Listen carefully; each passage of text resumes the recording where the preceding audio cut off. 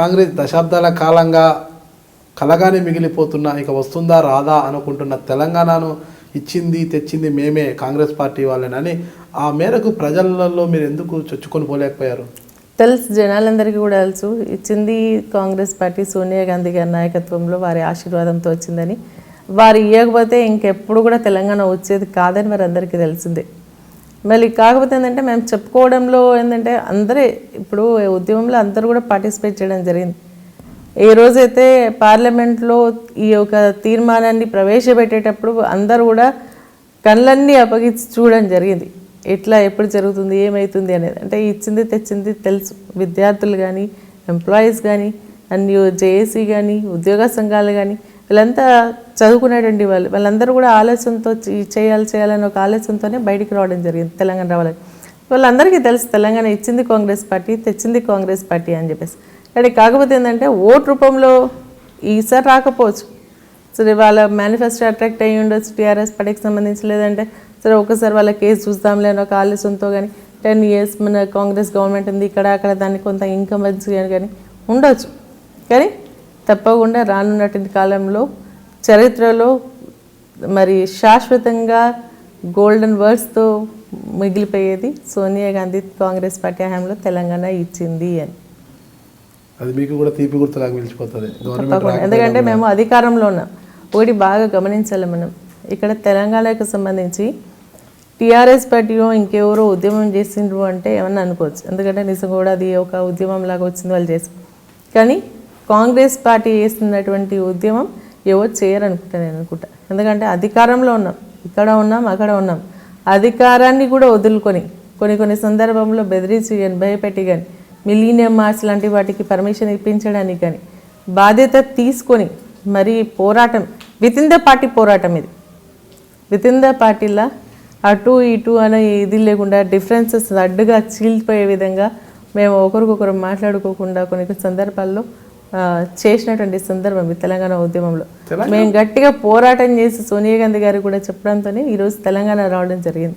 ప్రజల ఆకాంక్షను వారికి చెప్పడం మూలాన వారు ఇచ్చినటువంటి మాట కట్టుబడే ఈరోజు తెలంగాణ ఇవ్వడం జరిగింది. మేడం, తెలంగాణ ఉద్యమము ఉధృతంగా సాగుతున్న తరుణంలో అంటే కిరణ్ కుమార్ రెడ్డి గారు తెలంగాణ ఇవాళ సమైక్యవాదానికే కట్టుబడి ఉన్నారు. అంటే ఇది రాదు ఇవాళ అంటే బిల్ పాస్ కావాలి, ఇదంతా చాలా ప్రాసెస్ ఉంది, ఇది రాదు అనుకునేవారు. ఆ సమయంలో మీరు కాంగ్రెస్ పార్టీలో తెలంగాణవాదిగా ఉన్నప్పటికీ కూడా కిరణ్ కుమార్ రెడ్డికి మద్దతుగా నిలిచారు, కిరణ్ కుమార్ రెడ్డికి మద్దతుగానే వ్యాఖ్యలు చేసేవారు అన్న అపవాదు కూడా అప్పట్లో తెలంగాణ కాంగ్రెస్ పార్టీ నాయకులు లేవనెత్తారు. అది వాస్తవం కాదు. ఎందుకంటే అభివృద్ధిలో కిరణ్ కుమార్ రెడ్డికి మేము అన్ని విధాలుగా సహకరించడం జరిగింది. కానీ తెలంగాణ వాదం వచ్చేవరకు తెలంగాణ వాదానికి మేము సపోర్ట్ చేయడం జరిగింది. చాలా సందర్భాల్లో వారితో మాట్లాడినటువంటి సందర్భం వ్యతిరేకించి మాట్లాడినటువంటి సందర్భాలు కూడా ఉన్నాయి. మళ్ళీ ఇంకోటి ఏంటంటే మిలీనియం మార్చ్ లాంటి దానికి పర్మిషన్ రావడం అనేది చాలా అరుదైనటువంటి విషయం. దాన్ని మనం ఎప్పుడు కూడా మర్చిపోతుంది. ఎందుకంటే వేల సంఖ్యలో లక్షల సంఖ్యలో జనాలు వస్తున్నప్పుడు ఎక్కడ ఏం జరుగుతుందో తెలియనటువంటి పరిస్థితిలో మరి దానికి లా అండ్ ఆర్డర్ ప్రాబ్లం వస్తుంది ఇయ్యమని చెప్పేసి అన్నప్పటికీ కూడా మరి అప్పుడు ఉన్నటువంటి మన మంత్రులు కానీ అందరం కూడా మేము ఉండి ఖచ్చితంగా ఇవ్వాల్సిందే, మీరు ఇవ్వకపోతేనే ఎక్కువ కూడా జరుగుతుంది తప్పితే లేకుంటే ఇస్తే మాత్రం సాఫీగా జరిగిపోతుంది అని చెప్పేసి నచ్చచెప్పి పర్మిషన్ ఇప్పించింది కూడా మేము ఆ రోజు కాంగ్రెస్ పార్టీకి సంబంధించినటువంటి ఎమ్మెల్యేస్ మీ మంత్రులు. అసెంబ్లీలో కావచ్చు బయట కావచ్చు సునీతా లక్ష్మారెడ్డి గారి వాయిస్ మాత్రం చాలా చిన్నగా ఉండేది. తెలంగాణ వాదం గురించి కిరణ్ కుమార్ రెడ్డి వైపు ఎక్కువ మాట్లాడేవారు అంటుంటారు అనమాట అప్పట్లో. మేము ఒకటి మాత్రం గుర్తుపెట్టుకోండి, తెలంగాణ వాదం వచ్చినప్పుడు మేము గట్టిగా మాట్లాడినాం, ఎదిరించినాం.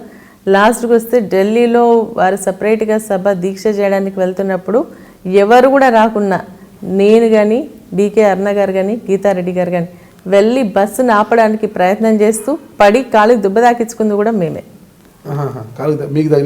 నాకు దక్కింది. గీతారెడ్డి అంటే ఆ రష్లో నూకేస్తే గీతారెడ్డి గారు పడితే గీతారెడ్డి గారిని పట్టుకోపోయింటే తన బ్యాలెన్స్ నా మీద పడి నాకు కాలుకు కూడా దెబ్బ దక్కింది ఆ రోజు.